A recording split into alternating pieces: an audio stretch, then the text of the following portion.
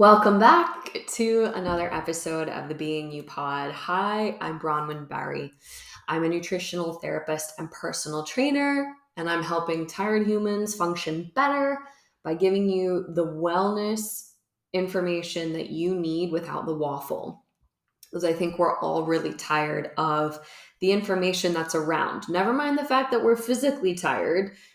We're tired of the information and we're tired of being exposed to information, but you still want to be exposed because you still want to learn. So you're choosing to expose yourself to the information here. Let's dive into today's episode because it's been so long since I've done an episode. I'm currently going through a 9 or 10 week stint of solo parenting. For those of us who do not know the lore, my husband is a seafarer. Yes, we met working on cruise ships. Yes, he was the one with the stripes and I was the one dancing. And yes, the rest truly is history. He's away. I'm here by myself. Well, I'm not here by myself. I'm here running the house and taking care of our child by myself. He just turned 1. We had the big birthday. But with that has come a whole host of help me walk, watch me climb the stairs. I need this remote so that I can try and remote control the fan because it's my favorite thing to do. No, I don't want dinner. I want to go to the beach. It's a lot by yourself. And I've given the approach to the Being You Pod a bit more of a facelift. You're still going to get some personal episodes, but it's going to be way more research-informed topics of discussion. So with that, try running after just one child. I don't know how people are doing it with 2, 3, or 4 kids. Try running after one child, running a business, and reading research papers after all of that. It's a lot, but I've figured it out. Today, we're making the case for functional strength training and how functional strength training is very important for joint health. We're going to look specifically at hip and knee health today because as both a former dancer and a personal trainer now working with clients anywhere from their 20s to their 60s, I see joints going through it. And I don't want that for you. Apologies for looking down if you're watching on Substack or YouTube. I'm just looking at my notes. So the first thing that I want to highlight is that inactive adults experience a 3% to 8% loss of muscle mass per decade. And this is accompanied by arresting metabolic rate reduction and fat accumulation. Whoa, what does that mean? Does that mean that if I'm in my 50s or 60s, I'm too far gone and I can't reverse any of this? If I'm in my 20s or 30s, why would I bother starting? I'm not quite where I need to be yet. So if you are in your 50s or 60s, ironically enough, you could see more benefit from starting a functional strength training program than someone who might be 20 or 30 years younger. And if you're in your 20s and 30s and you're thinking, I've got time ahead of me, I don't have to worry about this yet, I would worry about it just a little bit now so that you worry about it less in the longer term. Inactive adults specifically, a 3% to 8% loss of muscle mass per decade. This is not influenced by how active or inactive you are at the moment. That 3 to 8% fluctuates based on your health history, genetic tendencies, any hereditary conditions that you might have in your family, and that play into your overall health and well-being. That accompanying resting metabolic rate reduction. So what is your resting metabolic rate? That is the rate that your body metabolizes nutrition, the rate that your body uses your food for things like creating urine and fecal matter, recycling hormones to keep certain processes in your body running, digesting food, actually using the energy needed to break food down so it can be absorbed for nutritive reasons, and just like breathing, sweating. That's not the rate that you need to consider with things like going for a walk, doing a workout, chasing after a kid who is absolutely adamant on conquering the stairs straight after lunch so that he can get his favorite remote and play with his favorite tower fan in his room. That doesn't include that. Your resting metabolic rate is your basic level operating system. Blinking, swallowing, all that stuff. That rate also experiences a decrease if you are an inactive adult.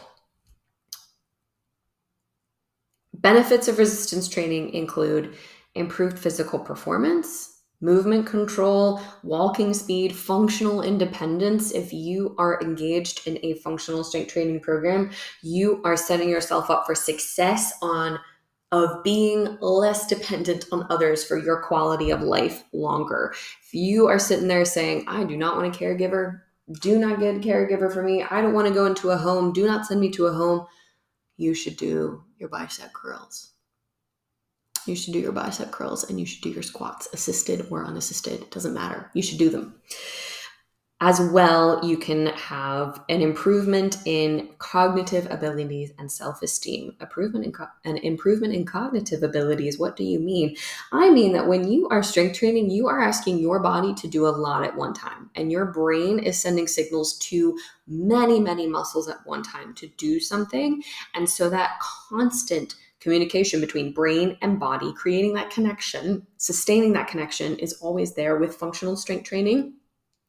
Very important for mental well-being, as well as a mental emotional well-being, as well as a mental, my brain can do things well-being. That's important. Self-esteem. You feel better if your body's moving. How many times have you gone for a walk and come back and been like, all right, I feel a little bit better about my life. I was able to think about something really tough. Getting out in that space, walking, moving, helped me address it, or at least helped me squash it and come back to it when I'm in a better headspace or a better time frame to think things through. Functional strength training goes that. Resistance training may promote bone development, with current studies showing 1% to 3% increase in bone mineral density. That's cool. That's fun. Resistance training may be effective for reducing low back pain and easing discomfort associated with arthritis and fibromyalgia, and has been shown to reverse specific aging factors in skeletal muscle.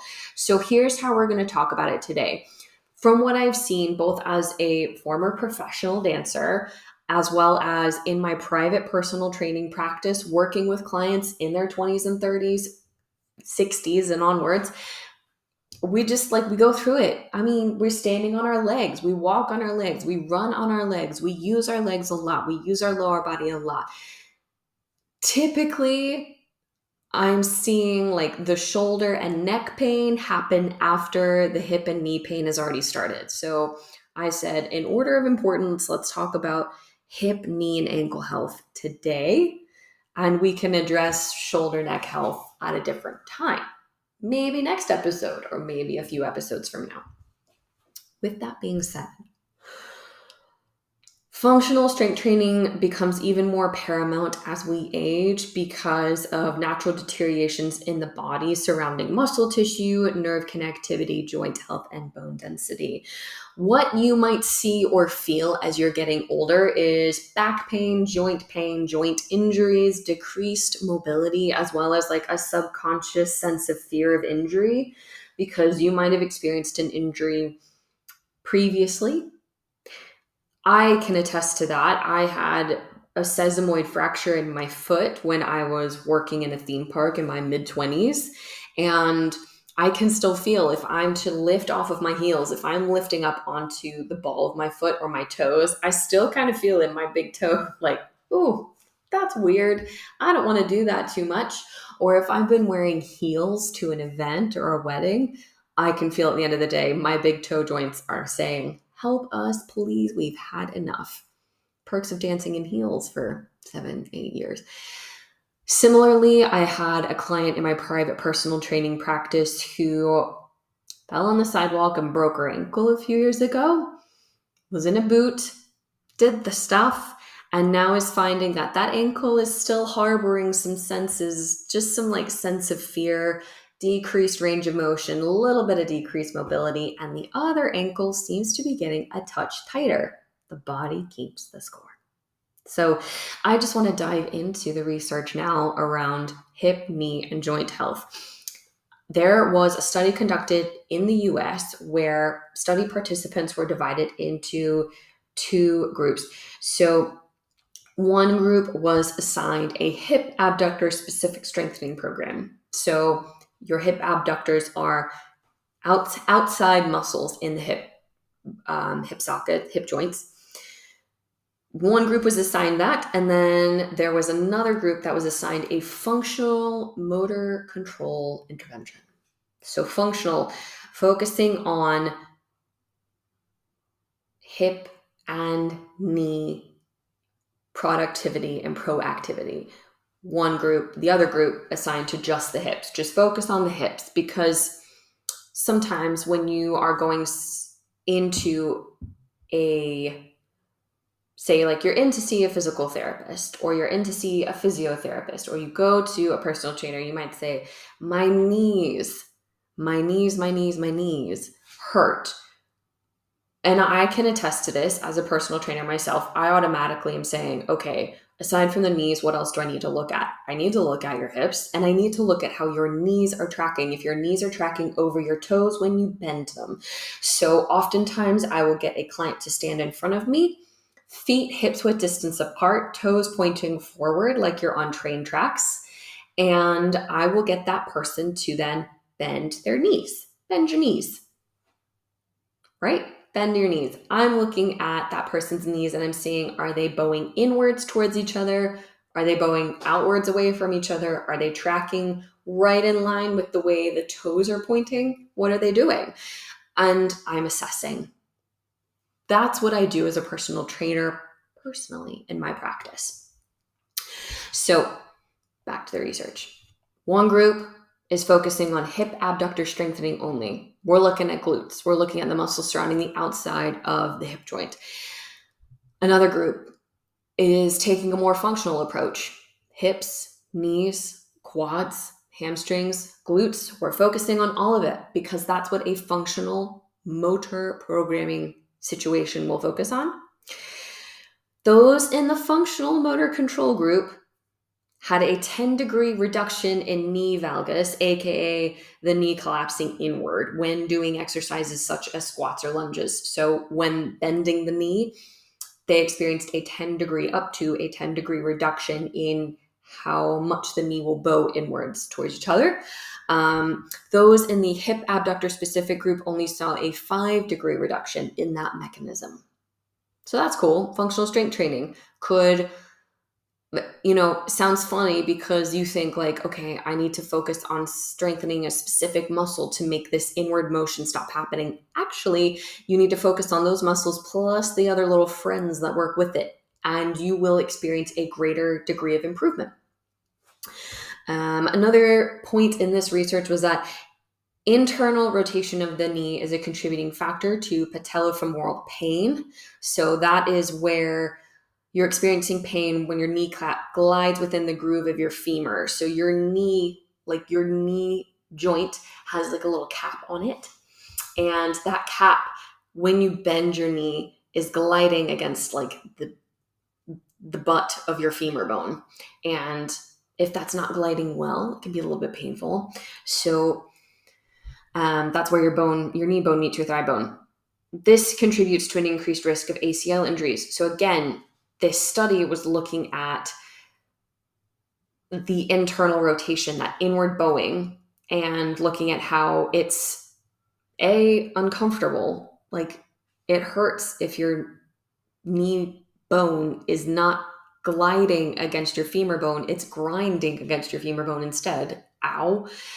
But also you've got an increased risk of ACL injuries or other ligament damage in your knee socket.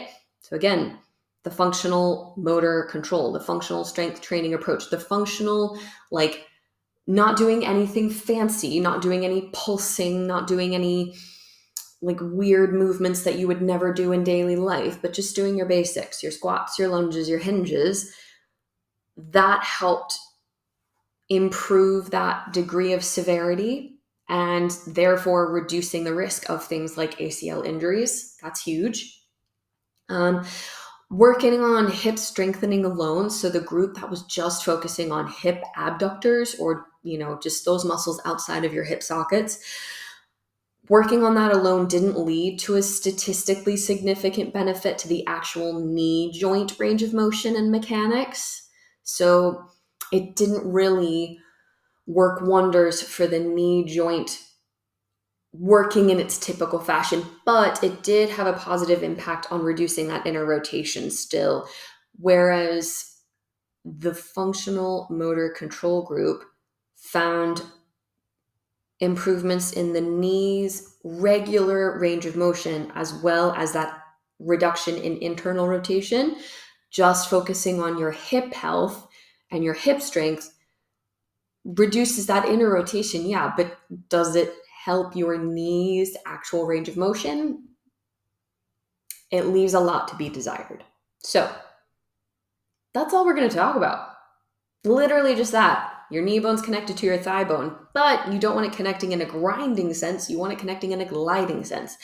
And if you are someone who has knee issues, has had knee issues in the past, or is feeling like I'm probably going to have bad knees by the time I'm 55 or whatever, you might want to keep up what you're already doing. If you're already squatting, if you're already lunging, if you are already working with resistance with those mechanisms, if you're already doing your glute bridges, your clamshells, your deadlifts, you are recruiting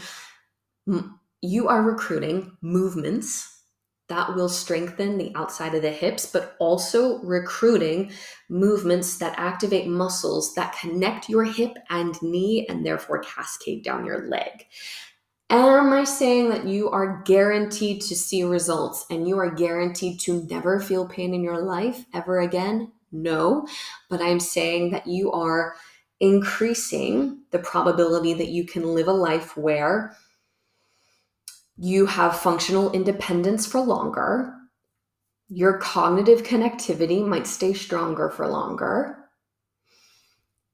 Better walking speed. I'm going to be honest with you. Who hates it when you get stuck behind a slow walker in the grocery store or at the airport when you've got a tight connection or you've got somewhere to be and that grocery errand was meant to take 5 minutes and it's now taking 7? Functional strength training can help you not be that person that people get stuck behind. Don't be that person. Do your functional strength training. It helps. But more importantly, functional strength training is addressing your body as a whole versus just one part of your body in the hope of keeping another part happy. So we are looking at keeping one specific part happy, but you've got to address everything that surrounds it, not just one particular distal point. We need distal point. We need accessory points to reach that point that we're trying to address. That is how functional strength training can help you and help you today. And if you are like, my strength training is absolutely nil, or I don't know where to start, I don't know what a functional strength training workout would look like for me, I'm going to leave the link to Function Foundation in the show notes. Function Foundation is the 6-month on-demand fitness membership that I have curated, and it schedules everything for you. Your warm-up, your workout, your cool down in 45 minutes or less, 3 to 4 times per week. Along with that, you get mobility flows, you get a body weight and on-demand workout library for the days where you can't reach the gym. You get things scheduled for you. You get that accountability, checking in with a coach every week. And you also get to join the Empowered Fitness community where we share with each other recipes, share pictures of each other's dogs or the sunshine outside your office window. I'm going to leave the link to that because that is the best way to start functional strength training today without worrying about if you're doing something right or if you're going to get injured or if you're going to be able to keep this up in the long term. Super approachable, takes care of everything for you. I hope you've enjoyed today's episode. Like I said, more episodes are going to be looking like this. We're going to be focusing on research versus waffle. And I will see you on the next episode.